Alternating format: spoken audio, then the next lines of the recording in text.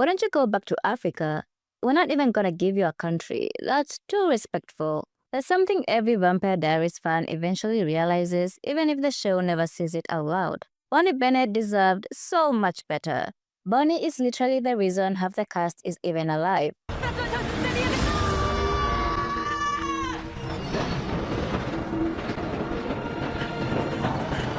She's the one holding everything together while everyone else is falling apart, crying, falling in love, or just being chaotic. If she wasn't there, everyone would be dead.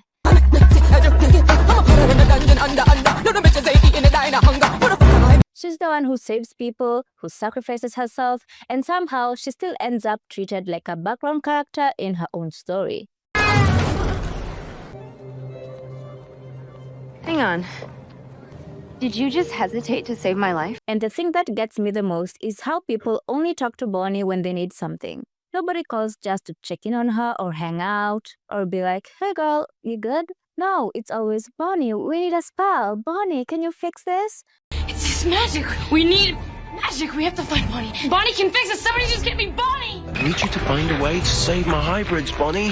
Hoping you could help me with something.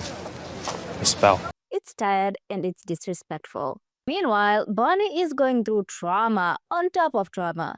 Her grandmother dies, her dad gets murdered, every man she loves ends up dead. She becomes the anchor and literally feels every soul pass through her. She gets trapped in a prison world alone for months, and the craziest part is nobody gives her time to heal. There's no long arc about her emotions. She suffers and then the show just moves on.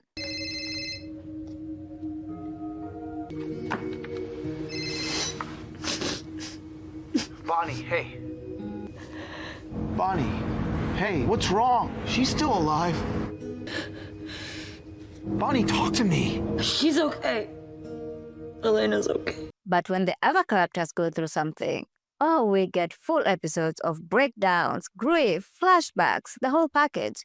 But Bonnie, glad you're alive. Now help us. Bonnie?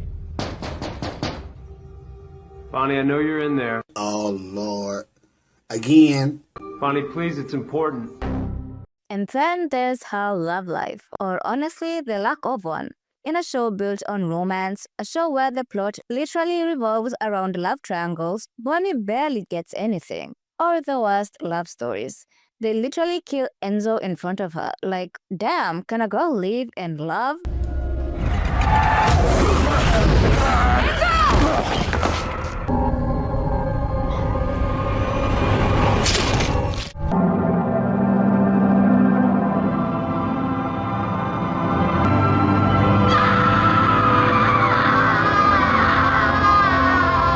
Meanwhile, Elena and Caroline have people falling at their feet for them. Stefan, Damien, Klaus, Tyler, Matt. They give everyone their fair share of romance, but only waits seasons for a single relationship. And when she finally does get love, it's taken from her too.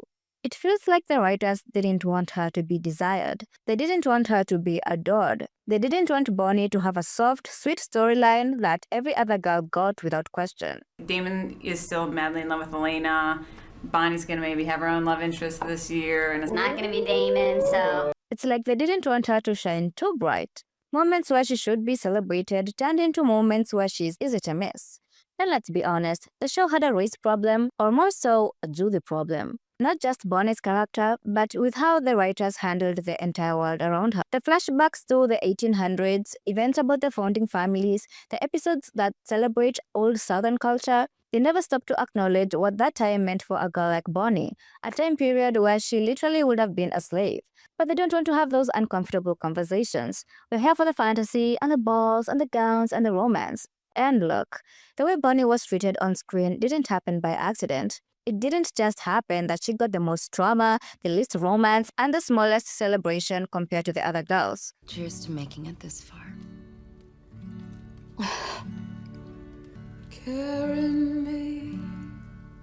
This is a writing choice, a showrunning choice. And Julie Plec was at the center of that. Now, I'm not here to drag anyone personally, but we have to be real about the patterns. When you look at Bonnie's storyline, the choices start to speak for themselves. There have been days on set where I'm like, Who the fuck wrote this? This is garbage. so Bonnie was constantly written as a girl who sacrifices herself. the girl who disappears for episodes, the girl who's only needed when the group has a supernatural emergency, the girl who suffers, who grieves, dies a million times, comes back, and then quietly fades into the background. But a pattern, and a pattern that lasted 8 years.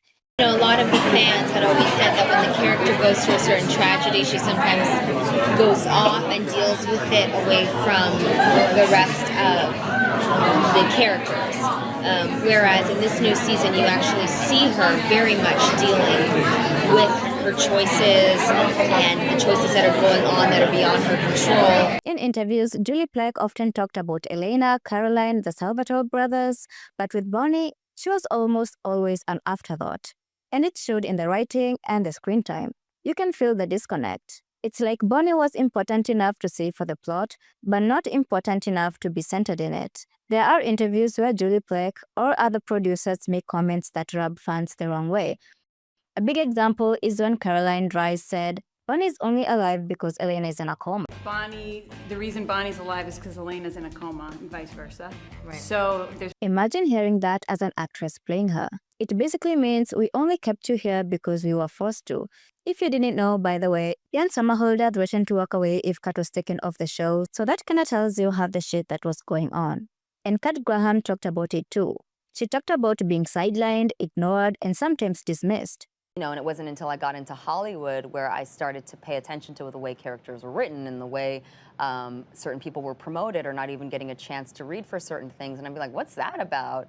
And then it wasn't until Vampire Diaries I had to really it was really brought to my attention how people were reacting to certain things. Even behind the scenes, she dealt with moments that made it clear that she wasn't being valued the same way her co-stars were, and dealing with microaggressions behind the scenes. It's really nice that people are appreciating the work that Ian and I do together and are seeing that and recognizing that. It really means a lot. Is that something that you would ever consider doing?